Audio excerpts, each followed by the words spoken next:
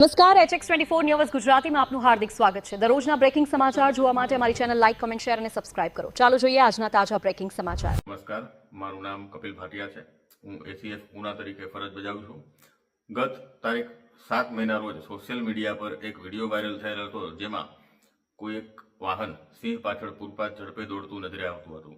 આ બનાવની ગંભીરતાને ધ્યાને લઈ ગીર પૂર્વ વન વિભાગ ધારીના DCF શ્રી વિકાસ યાદવ સાહેબ દ્વારા આ ઘટનાની ગંભીરતાને અનુલક્ષીને એક તપાસ સમિતિની રચના કરવામાં આવેલ હતી।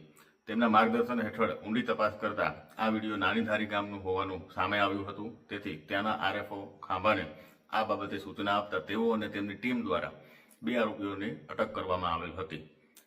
ત્યારબાદ આજરોજ 11/5/2026ના બંનેને ખાંભા કોર્ટમાં રજૂ કરતા 2 દિવસના રિમાન્ડ પણ મળેલ છે, જેથી આ બનાવ અંગેની વધુ ઝીણવટભરી તપાસ થઈ શકે। વધુમાં ઉમેરવાનું કે સિંહ પજવણી એ વન્ય પ્રાણી અધિનિયમ 1972 હેઠળ એક ગંભીર ગુનો છે, તેમજ આ ગુના હેઠળ 3 થી 7 વર્ષની સખત સજાની જોગવાઈ પણ છે। તો લોકોને નમ્ર અપીલ છે કે આવા પ્રકારના બનતા બનાવો જો આપના ધ્યાને આવે તો તુરંત વન વિભાગને અથવા તો લાગુ સ્ટાફને, સ્થાનિક સ્ટાફને તુરંત જાણ કરવી, જેથી આવા પ્રકારના બનાવો બનતા અટકાવી શકાય અને સિંહ જે આપણા ગુજરાત રાજ્યની શાન છે, આપણા દેશની શાન છે, તેની ગરિમા આપણે જાળવી શકીએ, તેનું આપણે સંરક્ષણ, સંવર્ધન કરી શકીએ। જય હિન્દ।